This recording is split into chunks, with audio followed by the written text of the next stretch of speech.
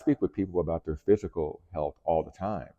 And people come in, and from the general population to professional fighters, athletes, and they'll come in with something and like, oh my, like, and you'll watch the move and like, something like, oh, your shoulder, has your shoulder always moved like that? Oh yeah, it's been like that for years. For years, yeah, like I've always done it, but I've made the adjustment in the things I got to do and in how I train and how I go about, my sport. And now my shoulder does this.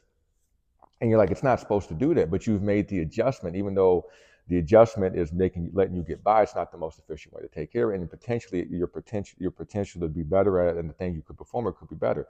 Same thing goes in your thinking and your emotion. As you do things that cost you intellectually and emotionally, and you don't ever identify or at least address those emotions and how to do them better, you now start to think and feel this way.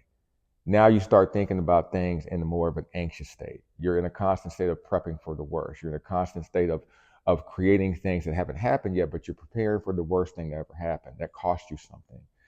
And so intellectually and then emotionally too. Everyone's had those days where all of a sudden something small like kicks you off, whatever it was, and then once you recover from, you're like, man, what happened? Maybe you had drained your pond dry of just being constantly stressed and consumed with things. And it only took a small thing to kind of blow that thing up.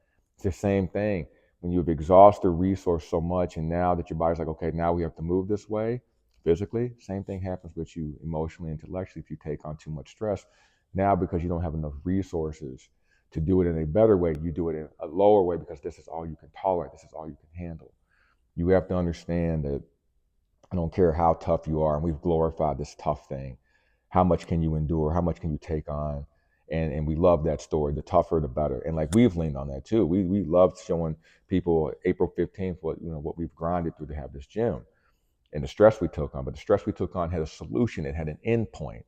It's when we take on stressful things and it has no end point. We just leave this loop wide open. Never close it. Never close the uncertainty. Never close the unpredictability. And just leave it open, and your body is just shunting out resources, trying to ward off for the rest. And you can't do that to yourself.